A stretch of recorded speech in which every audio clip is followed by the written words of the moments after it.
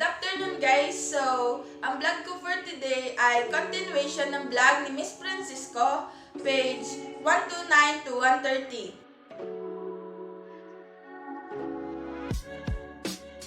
Number 7. In the case of strike or lockout in hospitals, clinics, and similar medical institutions, it is the duty of the striking union or the locking out employer to provide and maintain an effective skeletal workforce of medical and other health personnel of such numbers and such kind as are necessary to ensure the proper and adequate protection of the life and health of the patients for the duration of the strike or lockout.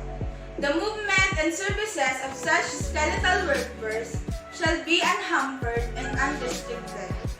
In addition, the Secretary shall, within 24 hours from knowledge of the occurrence of the strike or lockout, assume jurisdiction over the labor dispute causing the same or certify it to the NLRC for compulsory arbitration. Number 8. The President of the Philippines may, at any time, intervene and assume jurisdiction over a labor dispute that causing or likely to cause a strike or lockout in an industry which is indispensable to the national interest. 4. Prohibited activities. Article 279 prohibits any labor organization or employer from declaring a strike or lockout without having first bargained collectively under Title 7 of Book 5 of the Labor Code, or without first having filed the notice required by Article 278, or without the necessary strike or lockout both having been obtained and reported, or after assumption of jurisdiction by the Secretary or after certification of submission of the dispute to compulsory or voluntary arbitration or during the pendency of cases involving the same grounds for the strike or lockout. Article 279 also prohibits an employer from having a strike breaker or any person from being employed as such. A strike breaker under Article 219, Paragraph R means any person who obstructs, impedes, or interferes through force, violence, coercion, threat, or intimidation with any peaceful picketing by employees during any labor controversy affecting wages, hours, or conditions of work, or in the exercise of the right of self-organization or collective bargaining. The same article likewise prohibits any person engaged in picketing from committing any act of violence, coercion, or intimidation, or obstructing the free ingress to or egress from the employer's premises for lawful purposes, or obstructing public thoroughfares and an public officer or employee, including officers and personnel of the armed forces and of the police, or any armed person from bringing in, introducing, or escorting in any manner any individual who seeks to replace strikers in entering or leaving the premises of the strike area or work in place of the strikers. The police are enjoined to keep out of the picket lines unless actual violence or other criminal acts are occurring therein. But no public officer prevented from taking any measure necessary to maintain peace and order, protect life and property, and or enforce the law and legal order. Strike area means the establishments, warehouses, depots, plants, or offices, including the sites or premises used as runaway shops of the employer struck against, as well as the immediate vicinity actually used by picketing strikers in moving to and from before all points of entrance to and exit from said establishment.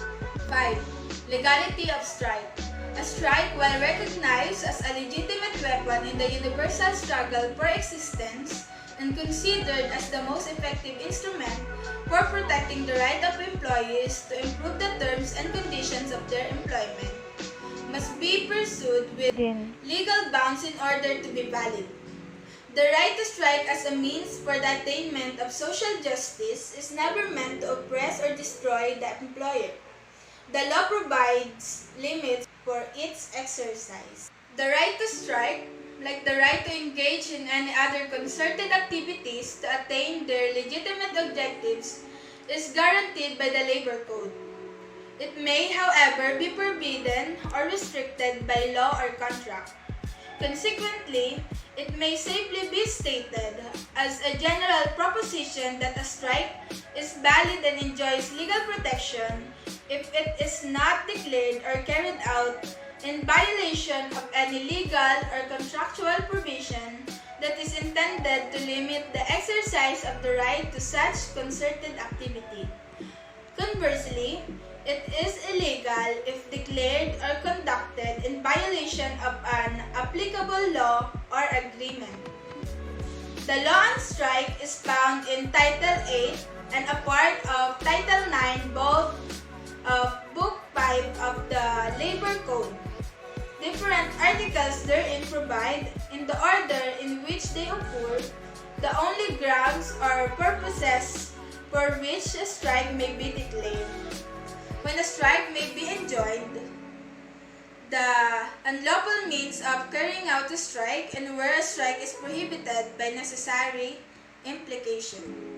With respect to contract, the parties to a CBA may include therein a no-strike clause which forbids resort by employees to a strike as a means of settlement of a labor dispute.